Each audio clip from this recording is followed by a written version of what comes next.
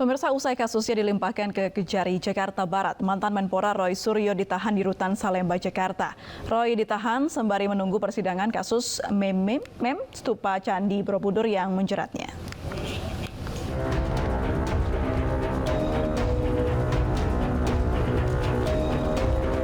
Menggunakan baju tahanan kejaksaan, mantan Menpora Roy Suryo keluar dari ruang pemeriksaan tahap 2 Kejaksaan Negeri Jakarta Barat. Tak ada penyangga leher maupun kursi roda seperti yang digunakan Roy Suryo pada saat diperiksa di Polda Metro Jaya Juli lalu. Usai diperiksa selama 1 jam, Roy Suryo langsung dibawa untuk ditahan di Rutan Salemba selama 20 hari ke depan sembari menunggu persidangan. Sudah dinyatakan bisa diterima tahap 2-nya, kemudian sekarang sudah diserah terimakan. RS dilakukan penahanan selama 20 hari ke depan di Rutan Salemba. Pasal sendiri itu pasal 28 Undang-Undang ITE dan pasal 156 KUHP. Sebelumnya, saat diperiksa di Polda Metro Jaya, Roy Suryo sempat menggunakan kursi roda dan penyangga kepala. Ia mengaku kondisinya menurun akibat penetapan dirinya sebagai tersangka. Namun setelahnya, beredar video dirinya sedang tertawa lepas dalam sebuah acara klub mobil. Hal ini bertentangan dengan pengakuannya yang sedang sakit. Usai diperiksa untuk ketiga kalinya, Roy Suryo pun ditahan oleh polisi pada 6 Agustus 2022. Roy menjadi tersangka dalam kasus meme stupa yang diedit wajahnya mirip Presiden Joko Widodo. 2 pasal dalam kasus ini dinyatakan telah memenuhi unsur, yaitu terkait ITE dan juga penodaan agama.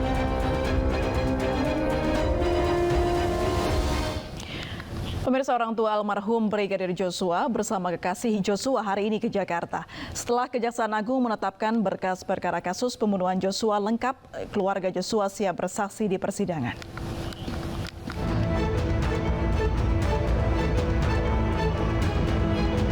Orang tua dan kekasih almarhum Brigadir Joshua hari ini tiba di Jakarta dan berencana akan mengawal persidangan. Keluarga Brigadir Joshua siap bersaksi di persidangan jika keterangan diperlukan. Tim kuasa hukum keluarga Brigadir Joshua telah menyiapkan 11 saksi.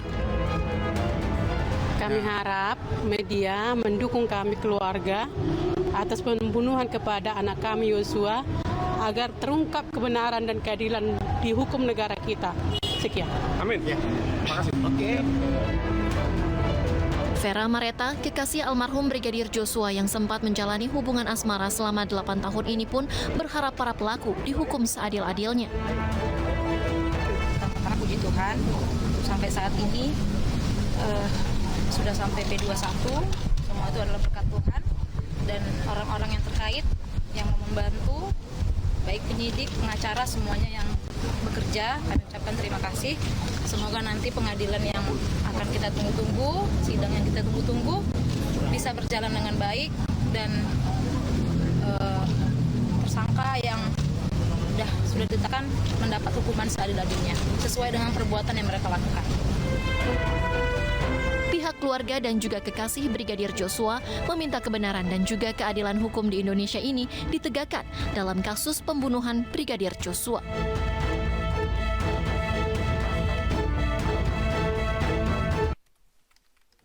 Pemirsa, Verdi Sambo dan antek-anteknya akan menjalani persidangan setelah Kejaksaan Agung menyatakan berkas perkara P21 atau lengkap. Barang bukti dan para tersangka akan diserahkan ke Kejaksaan pekan depan.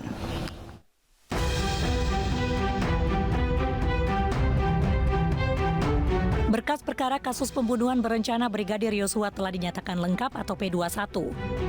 Selain itu, berkas perkara dalam kasus penghalangan penyidikan dengan penerapan pasal Undang-Undang ITE juga telah lengkap.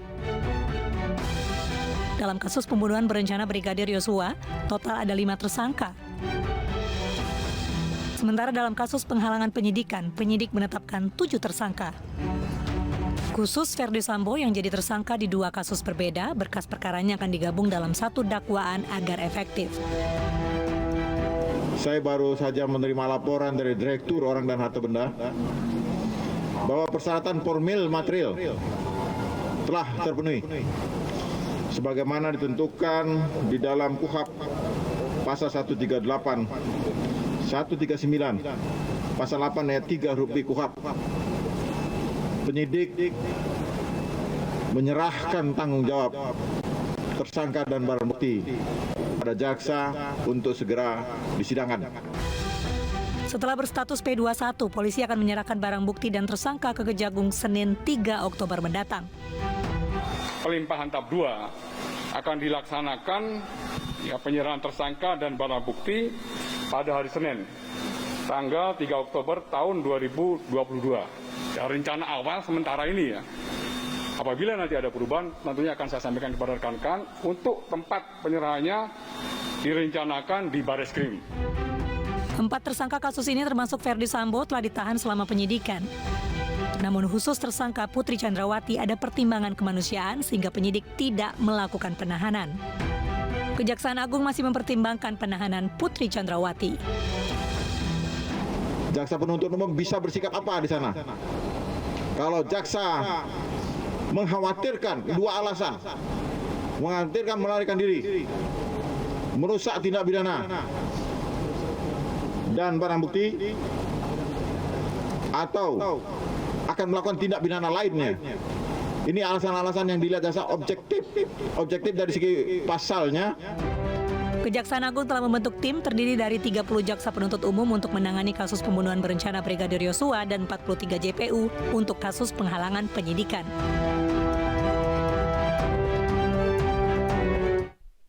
Ya, terseret kasus Ferdi Sambo, mantan Kasat Reskrim Polres Jakarta Selatan AKBP Ridwan Soplanit jalani sidang kode etik. AKBP Ridwan diduga tidak profesional saat bertugas menangani kasus pembunuhan Brigadir Joshua.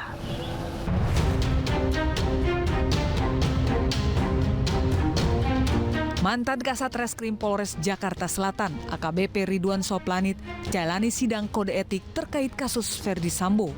AKBP Ridwan diduga tidak profesional saat bertugas menangani kasus pembunuhan Brigadir Joshua. Sidang etik AKBP Ridwan Soplanit dimulai pukul 10 pagi di gedung TNCC Mabes Polri. Sejumlah saksi dihadirkan dalam sidang etik.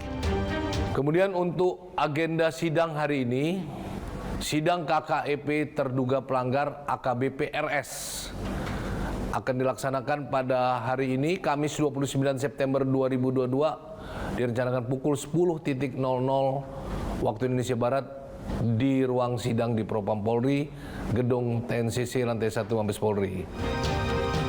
Sebelumnya nama AKBP Ridwan Soplanit disebut dalam berita acara pemeriksaan Ferdi Sambo. AKBP Ridwan disebut-sebut sebagai salah satu polisi yang pertama kali dihubungi Sambo usai penembakan. Dan pemirsa, untuk informasi selengkapnya kita bergabung dengan Ayah Nufus dari Mabes Polri. Selamat malam Ayah, bagaimana jalannya sidang etik terhadap AKBP Ridwan Soplanit dan sejauh ini sudah berapa personel polisi yang sudah menjalani sidang? Ya, selamat malam April dan juga pemirsa. Sidang kode etik yang dijalankan terhadap AKBP Ridwan Soplanit ini telah dimulai sejak pukul 10 waktu Indonesia Barat dan sidang ini telah usai pada pukul 18 waktu Indonesia Barat. Jika kita bahas terkait dengan kilas balik dari informasi yang kami dapatkan, ini bahwa AKBP Ridwan disebut dalam BAP atau berita acara pemeriksaan tersangka Ferdi Sambo dan juga merupakan salah satu personel Polri yang pertama kali dihubungi oleh tersangka Ferdi Sambo dan juga merupakan personel pertama yang tiba di TKP pada saat tragedi Duren 3. Dan sejauh ini begitu setidaknya ada 35 polisi yang diduga melanggar kode etik dan sampai saat ini telah ada 17 personel yang telah menjalani sidang etik dan telah dijatuhi sanksi yang merupakan yang mana ini berupa mutasi dan juga pemecatan secara tidak dengan hormat, yang mana 17 ini 13 diantaranya merupakan personel yang melanggar kode etik dan juga 4 lainnya ini merupakan tersangka dari obstruction of justice termasuk tersangka Ferdi Sambo. Dan untuk AKBP Ridwan sendiri ini belum dapat kami pastikan pelanggaran apa yang dilakukan dan juga saksi siapa yang dihadirkan. Dan dari informasi terakhir yang diberikan kepada rekan media ini besok informasinya atau hasil dari sidang etik akan disampaikan. Kembali ke studio, Van. April. Baik, terima kasih Ayah Nufus melaporkan langsung dari Mabes Polri Jakarta. Selamat bertugas kembali. Pemirsa, mantan Ketua Wadah Pegawai KPK Yudi Purnomo berharap Febri Diansyah dan Rasa Mala Aritonang mundur dari tim pengacara Ferdi Sambo dan Putri Chandrawati. Yudi Purnomo berharap Febri dan Rasa Mala mendengarkan suara publik. Yudi mengatakan reaksi masyarakat cenderung negatif terhadap keputusan Febri dan Rasa Mala masuk sebagai tim pengacara Ferdi Sambo dan Putri Chandrawati. Namun demikian, Yudi tetap menghormati keputusan yang diambil dari mantan rekannya tersebut untuk tetap menjadi tim pengacara Ferdi Sambo dan Putri Chandrawati.